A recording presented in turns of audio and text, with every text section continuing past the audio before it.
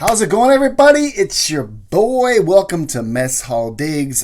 This is a show, if you're new to this channel, where I talk about my adventures in reselling pretty much. I go to thrift stores, antique stores, yard sales, anywhere I can find things cheap and then try to flip them for a profit online.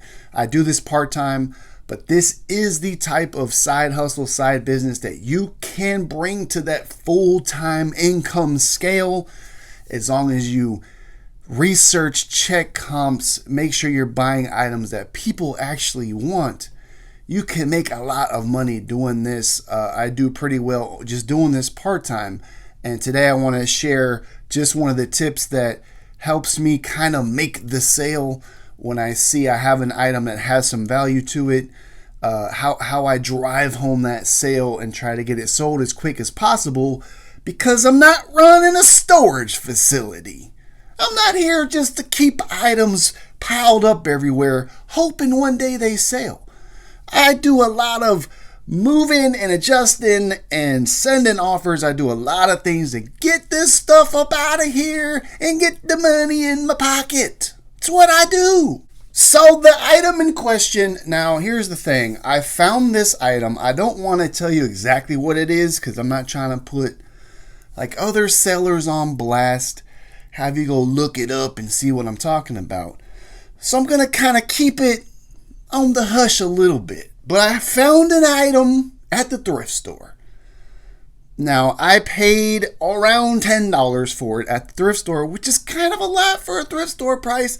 But the way the thrift stores are jacking their prices up nowadays, not inconceivable to pay that much for something at a thrift store.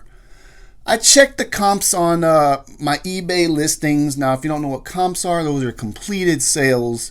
So you find an item, you research, you type it in the eBay search bar, you find the item, you just go down to sold and see if this item's selling, how much it's selling for.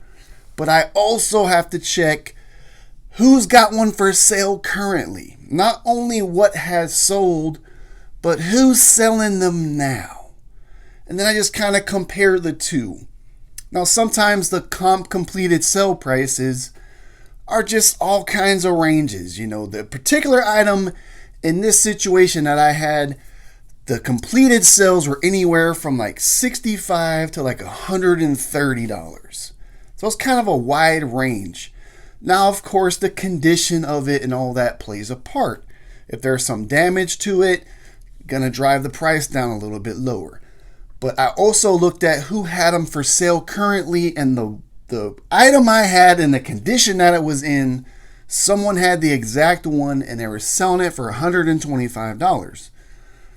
So I knew there was still some value for this item.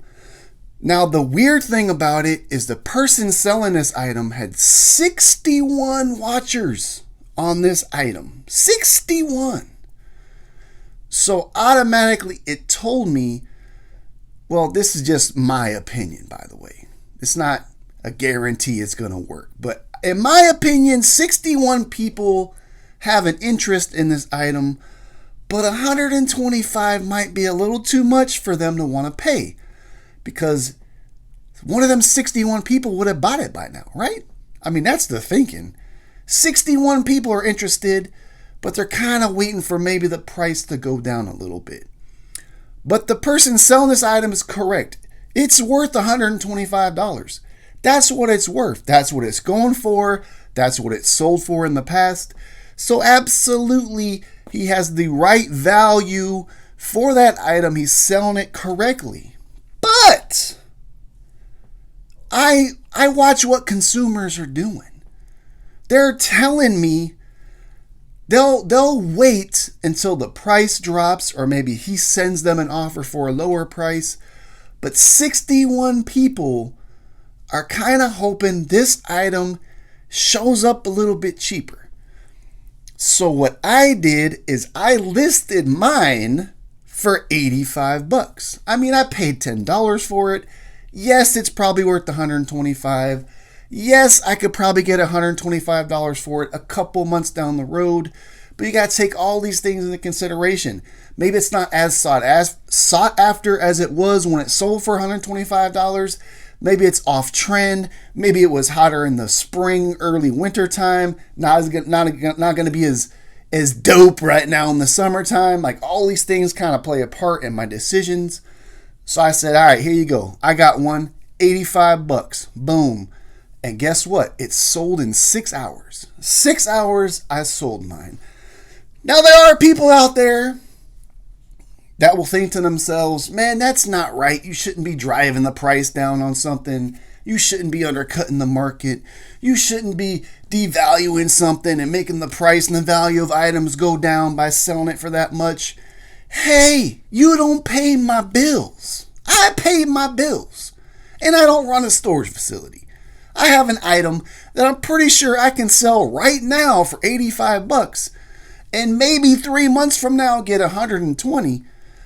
I'm selling it right now for $85. That's just how it's gonna be. And then that's what happened. I sold mine for $85. 6 hours. It's done.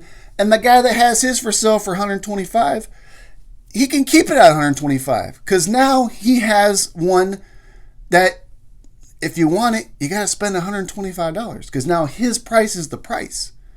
One of those 61 watchers saw mine pop up, snatched it up, but he's still got 60 watchers on his item waiting for it to drop a little bit, or maybe one of them on payday will pay the $125.